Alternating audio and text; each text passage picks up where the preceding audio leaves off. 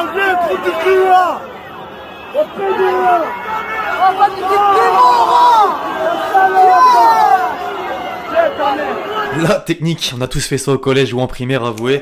L'équipe, j'espère que vous allez bien aujourd'hui. Nouveau Actu Foot, malgré une semaine un petit peu vide. Il y a des choses à se mettre sous la dent aujourd'hui, notamment avec la Coupe de France. Les surprises s'enchaînent. S'en suivra une partie extra sportive. Il y a des histoires vraiment sombres. Et un mot sur le mercato, évidemment. J'en profite, tenez, pour vous amener sur OneFootball qui sponsorise toujours la chaîne. L'application numéro 1 sur tout ce qui touche le ballon rond, dont les transferts justement. Le lien est dans la description, gratuitement. En parallèle, qu'en est-il de la Coupe d'Afrique des Nations? Le point habituel. D'abord, Eto'o a répondu à toutes les personnes qui se plaignaient de l'arbitrage douteux et du soi-disant favoritisme du pays organisateur. Son Cameroun éternel. Jamais la légende n'accepterait la tricherie. C'est ce qu'il dit. En tout cas, sur le terrain à proprement parler, deux attaquants répondent présents depuis le début de cette CAN, Aboubakar et Ekambi. Les deux en sont déjà à 11 buts au total et sont qualifiés pour les demi-finales. La dernière étape avant la dernière marche, faudra passer l'Egypte. De l'autre côté, le Burkina Faso affrontera le Sénégal. Qui passera pas, dites-moi en commentaire. Au passage, les amis, pour ceux qui veulent placer un billet, vous avez encore 100 € offerts sur le premier pari avec le code LEXCITY sur BetClick. Attention au risque, comme je dis souvent, et il est nécessaire d'être majeur. Pareil. Mais Lensois, Marseillais, Montpelliérain, vous le pensez mort? Vitorino Hilton est officiellement immortel. Le défenseur central brésilien reprend du service à 7 en national. Décidément pas décidé à raccrocher les crampons. C'est beau, d'autant plus à 44 ans. Je voulais à tout prix lui dédier l'image du joueur tout simplement pour basculer sur ces dernières heures du mercato qui ont été agitées. Un temps annoncé à l'OM ou à Montpellier, Youssef Belaïli s'est engagé avec le Stade brestois. Sa signature est pas passée inaperçue, en particulier sur les réseaux. Guettez l'évolution du nombre d'abonnés des comptes du club. C'est simple, Brest a quasiment triplé son nombre de followers.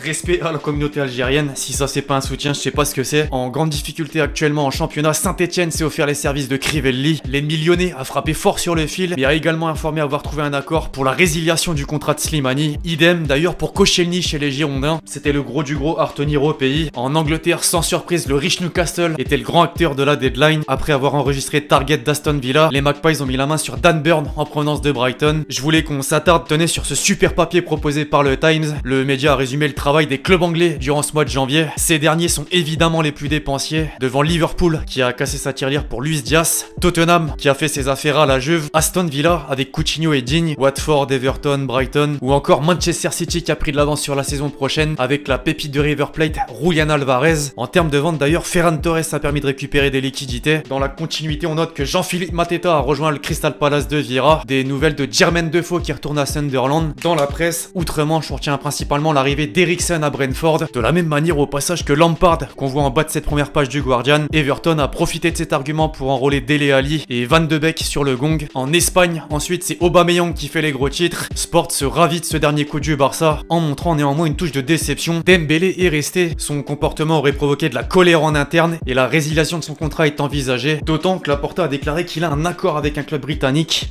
Lequel? Chelsea, Tourelle, retrouvailles.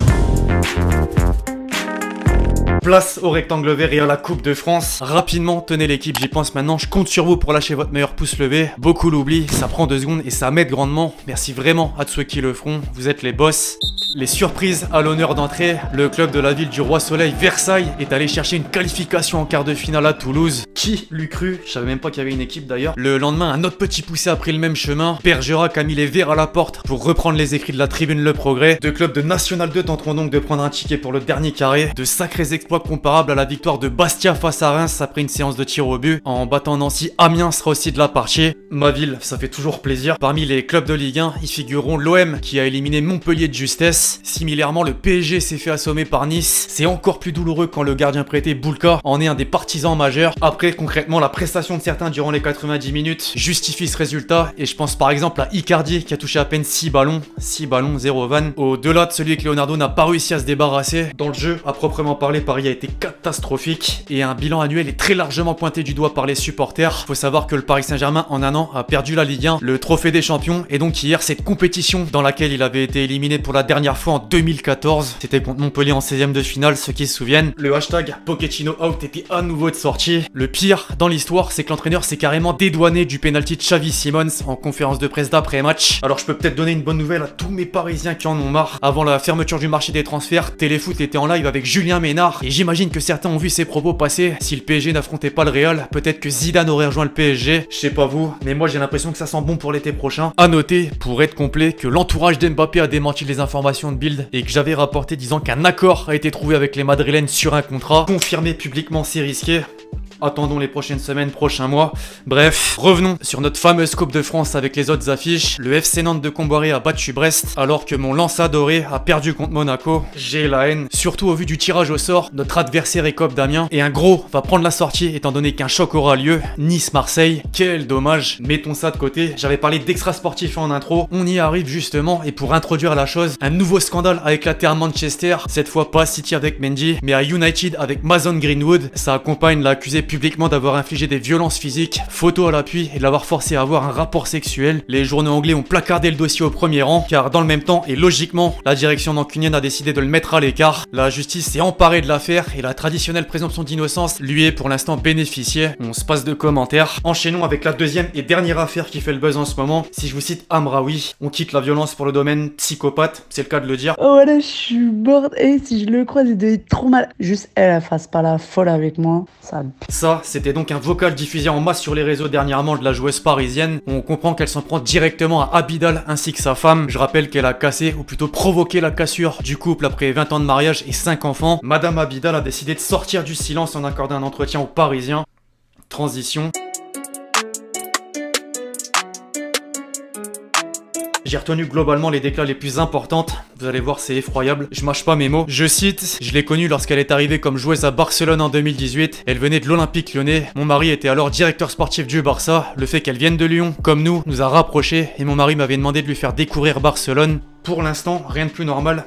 Attendez, nous sommes devenus amis, elle connaissait mes enfants, je l'ai aidé à s'intégrer, jusqu'à ce que je découvre au fil du temps qu'elle avait un comportement étrange et parfois déplacé avec mon époux et d'autres hommes. J'ai alors coupé les ponts, j'ai plus jamais entendu parler d'elle, jusqu'à cette histoire, celle qu'on connaît tous à présent. Je suis dévasté, je dors plus depuis que j'ai entendu ça. Cette fille est venue chez moi, je lui ai ouvert les portes de ma maison, je suis venu la soutenir lors de ses matchs à Barcelone, mes enfants se rappellent encore d'elle, et voilà comment elle parle de moi et de ma famille. Cette fille est diabolique. Le terme est puissant, certaines personnes m'ont reproché de pas avoir pardonné à mon mari et d'avoir demandé le divorce à la suite de cette histoire. Ce qu'ils ne savent pas, c'est que notre mariage a été traversé de beaucoup de zones d'ombre dont je préfère pas parler, et bien sûr, Amraoui n'était pas la première. Oh Eric, l'escroc. Elle a poursuivi, justement en le mettant face à la réalité, notamment sur ses excuses bidons, pour résumer, supprimées seulement 48 heures après. Sur l'agression de la coupable, maintenant, je cite: l'enquête n'avance pas aussi vite que je l'espérais, car ils sont obligés de recouper un nombre faramineux d'informations contradictoires. Si vous vous faites agresser et qu'on vous dit, alors comme ça on couche avec des hommes mariés, vous savez qui vous en veut. Là, comment se fait-il que les pistes partent dans tous les sens? Bien qu'Amraoui a beaucoup de personnes qui lui en veulent, ou qu'elle ne dit pas toute la vérité, en tout cas, elle a lancé beaucoup de noms en pâture aux enquêteurs sans se préoccuper des dégâts que ça allait commettre.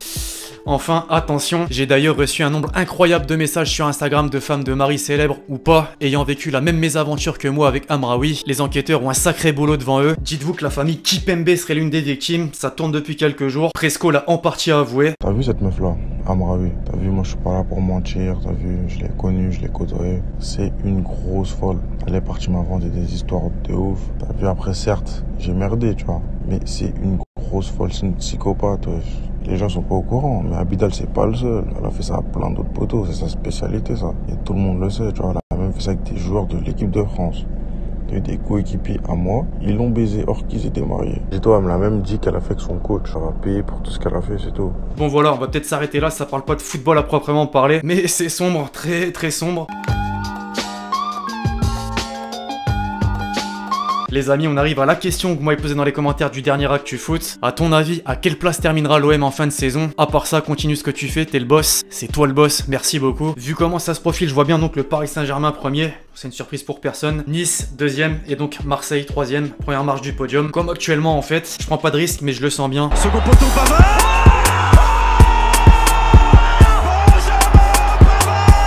Avant de clôturer la vidéo, l'équipe, on se fait plaisir comme d'habitude. Et mention spéciale au passage à Di Maria. Quel but avec l'Argentine. Met de concentratie, hier komt de vrijtrap over de muur.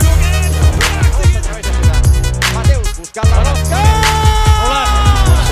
pas mal avec la frappe et ce but.